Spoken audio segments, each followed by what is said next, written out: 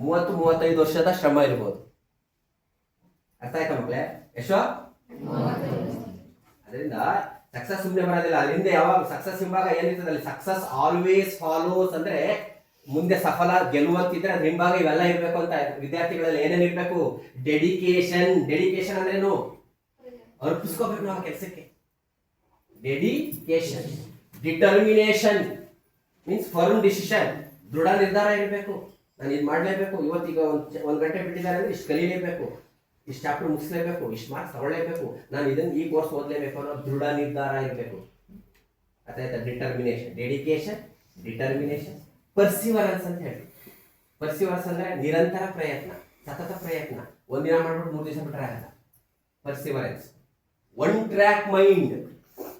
One track mind ಅಂದ್ರೇನು? ಒಂದೇ ದಾರಿ. ನಿನಗೆ ನಿನ್ ಗುರಿ ಮಾತ್ರ ಕಾಣಿಸ್ತಾ ಇರಬೇಕು. ಬೇರೆ ಅಡ್ಡದಾರಿಗಳು ಬಹಳಷ್ಟಿದೆ. ಇತ್ತೀಚೆಗಂತೂ ಈ ಮೀಡಿಯಾಗಳು, ಈ ಮೊಬೈಲ್ಗಳು ಎಲ್ಲ ಬಂದು ಬಹಳಷ್ಟು ಅಡ್ಡದಾರಿಗಳಿವೆ. ನಿನ್ಗೆ ಏನ್ ಮಾತ್ರ ಕಾಣಿಸ್ತಾ ಇರಬೇಕು?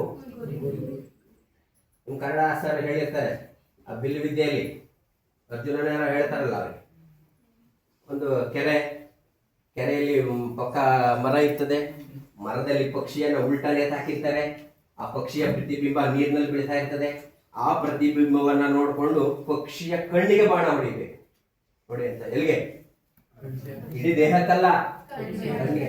ಆ ಗುರುಗಳು ಕೇಳಿದಾಗ ಶಿಷ್ಯನಿಗೆ ಅವನು ಹೇಳ್ತಾನಂತೆ, ಹೌದು ಗುರುಗಳೇ, ನನಗೆ ಅಕ್ಷಿಯನ್ನು ಹೊರತು ಮತ್ತೆ ಯಾವುದು ಕಾಣಿಸ್ತಾ ಇಲ್ಲ ಅಂತ. ಅಕ್ಷಿ ಅಂದ್ರೇನು? ಅವ್ನ ಗುರಿ ಅದೇ ತಾನೆ. ಅವ್ನ ಗುರಿ ಯಾವುದು? ನೋಡಿ, ಕಣ್ಬಿಟ್ಟು ಏನು ಕಾಣಿಸ್ತಾ ಇಲ್ಲ. ಹಾಗೆ ಮಕ್ಕಳೇ, ನಮ್ಗೆ ನಮ್ ಗುರಿ ಮಾತ್ರ ಕಾಣಿಸ್ಬೇಕು. That is one track mind. ಏನಾಯ್ತು ಈಗ? ಡೆಡಿಕೇಶನ್ ಆಯ್ತು, ಡಿಟರ್ಮಿನೇಷನ್ ಆಯ್ತು, ಪರ್ಸಿವರೆನ್ಸ್ ಆಯ್ತು, ಒನ್ ಟ್ರ್ಯಾಕ್ ಮೈಂಡ್ ಆಯ್ತು. ಇನ್ನೊಂದೇನಿರ್ಬೇಕು? ಫೇತ್. ನಿಮ್ ಬಗ್ಗೆ ನಿಮ್ಗೆ ವಿಶ್ವಾಸ ಇರಬೇಕು. ನಿಮ್ ಎಚ್.ಎಂ ಹೇಳ್ತಾ ಇದ್ರು ಧನಾತ್ಮಕ ಚಿಂತನೆ ಇರಲಿ ಅಂತ. ಖಂಡಿತ ನನಗೆಲ್ಲ ಆಗುತ್ತೆ, ನಾನು ಪಾಸ್ ಆಯ್ತಿಲ್ಲ, ನಾನು ಸ್ಕೋರ್ ಮಾಡ್ತಿಲ್ಲ. Don't think so. We should have positive attitude. Positive, ಧನಾತ್ಮಕವಾಗಿರ್ಬೇಕು. ಐ ಕ್ಯಾನ್ ಡೂ, ನಾನು ಮಾಡ್ತೀನಿ, ನಾನು ಮಾಡಬಲ್ಲೆ ಅನ್ನೋದು ಇರಬೇಕು. ಸೊ ಅದ್ಯಾವುದು? ಫೇತು ಜೊತೆಗೆ ಹಾರ್ಡ್ ವರ್ಕ್. ಹೌದಾ? ಹಾರ್ಡ್ ವರ್ಕ್ ಅಂದ್ರೆ ಏನು? ಹಾರ್ಡ್ ವರ್ಕ್ ಅಂದ್ರೆ ಏನು? ಕಠಿಣ ಶ್ರಮ, ಪರಿಶ್ರಮ.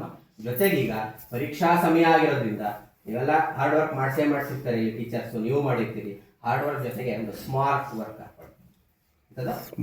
ಸ್ಮಾರ್ಟ್ ವರ್ಕ್ ಅಂದ್ರೆ ಕ್ಯಾಲ್ಕುಲೇಟ್ ಆಗಿ ಯಾವ ಟೈಮಿಗೆ ಹೇಗೆ ಓದಬೇಕು, ಹೆಚ್ಚು ಯಾವ ಗಮನ ಕೊಡಬೇಕು, ಓದಿರೋದಕ್ಕೆ ಹೆಚ್ಚು ಗಮನ ಕೊಡಬಾರ್ದು, ಓದಿಲ್ಲದೆ ಹೆಚ್ಚು ಗಮನ ಕೊಡಬೇಕು, ಸ್ಕೋರ್ ಮಾಡೋದು ಹೇಗೆ, ಇವೆಲ್ಲಕ್ಕೆ ಸ್ಮಾರ್ಟ್ ವರ್ಕ್ ಮಾಡಿ.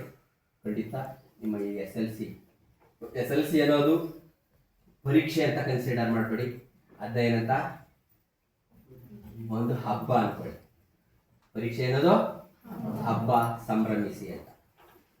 ಆ ಸಂಭ್ರಮಿಸ್ಬೇಕು ಅಂತ. ಈಗ ಹಬ್ಬಕ್ಕೆ, ಯುಗಾದಿ ಹಬ್ಬಕ್ಕೆ ನೋಡಿ, ನಿಮ್ಮ ಮನೆಗಳಲ್ಲಿ ನಿಮ್ಮ ತಂದೆ ತಾಯಿಗಳು ಈಗಲಿಂದ ತಯಾರಾಗ್ತಿದ್ದಾರೆ. ನಿಮ್ಮ ಬಟ್ಟೆ ತರೋದಾಗಿರ್ಬೋದು, ಮನೆ ಕ್ಲೀನ್ ಮಾಡ್ಕೊಳ್ಳೋದು, ವರ್ಷಕ್ಕೆ 2 ಸಲ ತೊಳಿತಾರ ಮನೆ ಪಾತ್ರೆಗಳೆಲ್ಲ, ಸುಣ್ಣ ಬಣ್ಣ ಎಷ್ಟು. ಹಾಗೆ ನೀವು ಕೂಡ ಆ ಪರೀಕ್ಷೆಯನ್ನು, ಹಬ್ಬವನ್ನು ಸಂಭ್ರಮಿಸೋದಕ್ಕೆ